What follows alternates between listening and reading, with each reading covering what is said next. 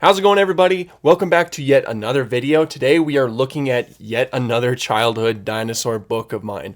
This video is the result of a request. Here's the request right here, and is actually one that I am incredibly nostalgic for. Of course, I did read these books all the time when I was younger, and I just so happen to have one on hand because I have a daughter, and I came across one of these in Walmart, and I was like, shoot, I want her to have some of the books that I had when I was growing up. So I got How Do Dinosaurs Say I'm Mad?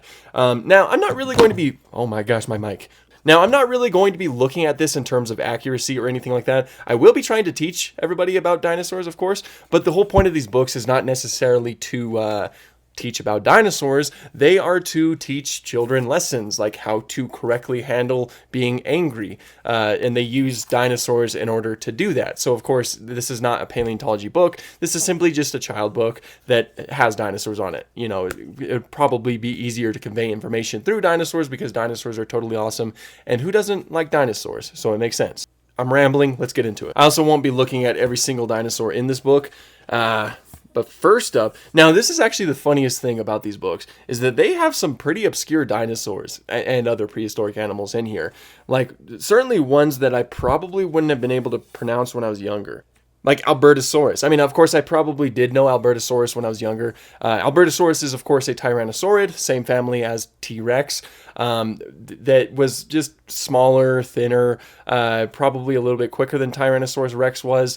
But there's one cool thing about Albertosaurus is that they have been found in what seem to be family groups. So they seem to be dinosaurs with probably the strongest evidence of pack behavior or just family groups or something along those lines. So that's just a cool little thing about Albertosaurus.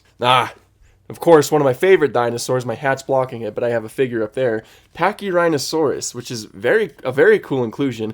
This, of course, does seem to be portraying Lacustae, which is my favorite species of Pachyrhinosaurus. Their key identifying feature are those horns at the base of their frill. It doesn't really have the boss in the design, which is kind of unfortunate. You know, Pachyrhinosaurus is known from its boss. You got to really emphasize it. I mean, I guess it has like a little bump towards the tip of the snout, but not necessarily a boss. Really unfortunate, but it's so cool that it's in here. Or Saurolophus. Now, Saurolophus isn't really too well known in terms of dinosaurs. Most people will likely think of Parasaurolophus over Saurolophus.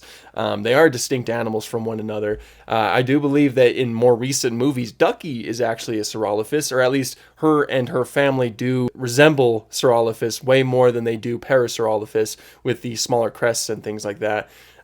Its design actually looks a lot more like Parasaurolophus, which is pretty fun, all things considered, but a very cool inclusion. But probably my favorite inclusion in this book comes on the next page when it says, when he hears take a nap, does he give dirty looks? When he's told quiet down, does he rip up books?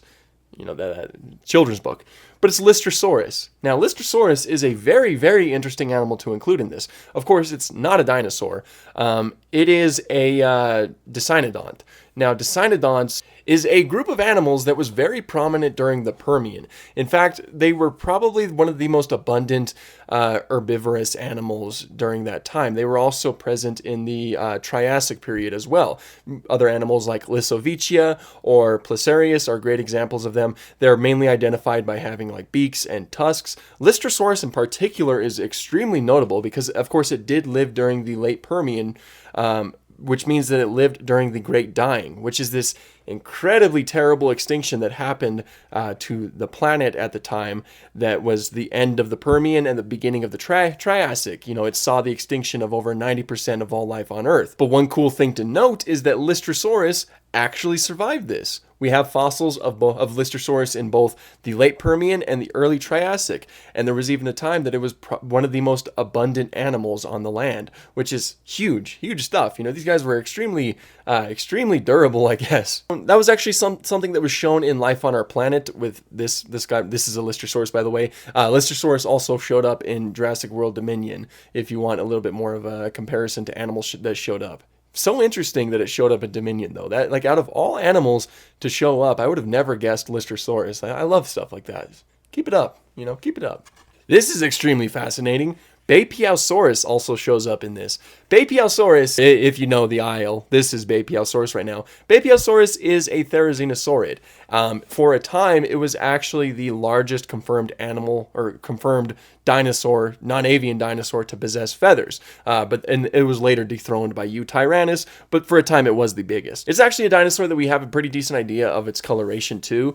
It was relatively small for a therizzinosaurid, but its head was actually proportionally larger than other therizzinosauриds. So that's just a fun fact. I don't know. That's not really important. But it did have long claws like other therizzinosauриds did.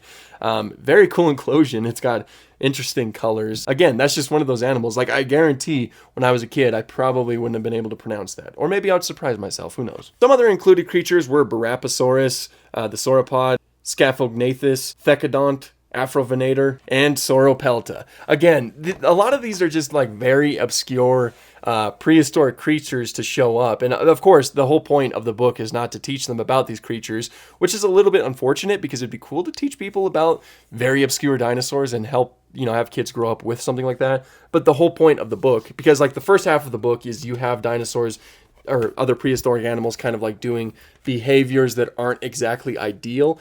And then towards the end, you'll show it what they should do, how to be angry. This is what a dinosaur does when it's angry. You have a giant Bapiosaurus that'll hug you with those very terrifying claws. Personally, I wouldn't want the hug, but to each their own. I plan on getting the rest of the books because, again, it's just these are the type of books that I want to read my daughter when she gets old enough and things like that. So, I might make more videos like this, just taking a look at them, not really critiquing them in terms of accuracy, because once again, the whole point is to drive home the message, to help teach kids that specific message. It's not a paleontological book like most of the other ones that we've looked at in this series. But yeah, that's pretty much it. That's How Do Dinosaurs Say I'm Mad? If you guys would like for me to take a look at the other ones, like there's other ones of the series, such as How Do Dinosaurs Say Goodnight? I had that one when I was younger. How Do Dinosaurs Go to School? And How Do Dinosaurs Say I Love You? So if you guys are interested in looking at those and looking at the very interesting dinosaurs that they chose to include, be sure to let me know and I would be happy to oblige. But I think that's pretty much all I have for this one. Thank you guys so much for watching and have an awesome day.